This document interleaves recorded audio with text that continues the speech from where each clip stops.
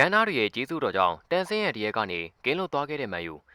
သင်းအတွက်တော့တကယ်ကိုဝမ်းသာစရာသတင်းတစ်ခုလိုပဲဆိုရမှာပါဒီရာသီမန်ယူတို့တန်ဆင်းသွားရောက်ပဲဆိုတဲ့သတင်းတွေနဲ့တူ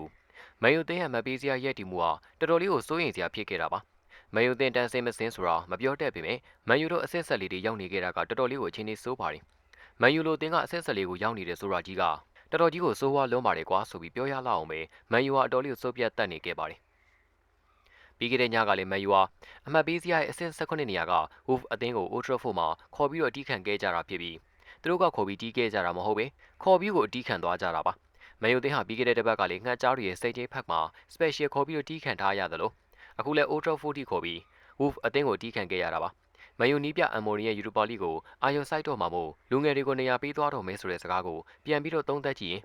မန်ယူဟာပရီးမီးယားလိမှာဆိုရင်ဘလို့မှနလန်မထိုးနိုင်တဲ့အတွက်စင်ကြေပေးတဲ့စကားမျိုးကိုပြောခဲ့တာပါဒီလိုချိန်မှာဘရူနိုဖာနန်ဒက်စ်ကိုထည့်ပြီးတော့သုံးလေမန်ယူဟာပရီးမီးယားလိမှာနလန်ပြထိုးနိုင်မှာမဟုတ်တော့သလိုအဆင့်30အတွင်းကိုတော့မှဝင်ရောက်နိုင်တော့မှာမဟုတ်တဲ့အတွက်ကြားကောင်းပြောခဲ့တဲ့စကားတွေဖြစ်ပါတယ်အဆင့်ဆက်လေးဆိုတာမန်ယူသင်းရှိနေရမယ့်နေရာမဟုတ်ဘူးဆိုပြီးမန်ယူဆိုတာတမိုင်းကြောင်းနေလာခဲ့တဲ့တင်းတင်းဖြစ်တယ်လို့ဂုံသိက္ခာပိုင်းရဘယ်တော့မှဆိုးရွားခဲ့ကြတဲ့ကလန်သေးတဲ့လေးမဟုတ်ဘူးလို့ပဲဆိုရမှာပါပရီးမီးယားလိလို့ပြောလိုက်ရင်မန်ယူသင်းကိုအားလုံးကပြေးမြေခဲ့ကြတဲ့အထိမန်ယူဟာတမိုင်းကြောင်းနေကောင်းခဲ့ပါတယ်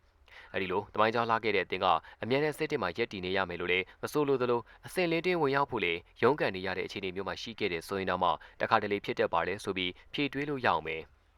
လက်ရှိအခြေအနေနဲ့အနေအထားကမန်ယူဟာဘလို့မှကိုဖက်ဆယ်လို့မရတော့တဲ့အခြေအနေကိုရောက်ရှိနေခဲ့ပါတယ်Wolf အသင်းကိုအိမ်ကွင်းမှာအရှုံးပေးခဲ့ရတာကကိစ္စမရှိပေမဲ့ဒီရာသီပရီးမီးယားလိမှာအိမ်ကွင်းရှုံးပွဲ၈ပွဲထိရှိထားခဲ့တဲ့ဆိုတဲ့မှတ်တမ်းကတော့အတော်လေးကိုဆိုပါတယ်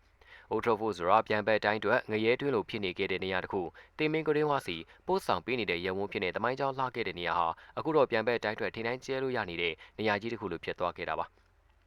တချို့တွေကတော့ဝေဖန်မကြိုက်ကြသလိုအမှန်တရားလေးပြောရင်နားတဲကြတဲ့လူတွေရှိပါတယ်ပြီးခဲ့တဲ့ရာသီကမှတ်ပေးစရာအဆင့်ရှိမှရက်တီခဲ့တယ်လို့ဆိုပြီးအဲရစ်တန်ဟတ်ကိုထုတ်ပယ်ခဲ့ကြပေမဲ့ယခုနှစ်ဘောလုံးရာသီမှာတော့မန်ယူသင်းဟာအဆင့်ဆက်လေးနေရာမှာရက်တီခဲ့တာပါအဆင့်14ဆိုတာကတန်ဆင်းစုံနဲ့အနီးဆုံးရပ်ဝန်းမှာရှိတဲ့နေရာတစ်ခုလို့ဆိုရမှာဖြစ်ပြီးခဲ့တဲ့ညကကစားခဲ့တဲ့ပွဲစဉ်တွေမှာအာဆနယ်အသင်းဟာ Ipswich အသင်းကိုအနိုင်မယူခဲ့ကြဘူးဆိုရင်မန်ယူအသင်းရဲ့တန်ဆင်းစုံအန်ဒီရကစိုးရိမ်ရမယ့်အခြေအနေမှာဆက်ပြီးရှိနေပါတယ်။ဒါပေမဲ့လည်းကန်နာရီယာ Ipswich အသင်းကိုအဝေးကွင်းမှာ၄ဂိုးပြတ်နဲ့နိုင်ယူခဲ့ကြတဲ့အတွက် Ipswich အသင်းဟာမန်ယူအသင်းရရှိထားတဲ့အမှတ်ရည်အတွက်ကိုဘလို့မှမမီနိုင်တော့တာကြောင့်မန်ယူအသင်းဟာဒီရာသီတန်ဆင်းစုံအန်ဒီရကနေစိုးရိမ်စရာမရှိတော့ပဲကင်းလွတ်ခဲ့ပါတယ်။ပြောရရင်သူများသနာမှချမ်းသာရာရသလိုဖြစ်နေပြီးကိုရန်ကဘာမှအသုံးမကျသူကြီးတယောက်လိုဖြစ်နေခဲ့တာပါ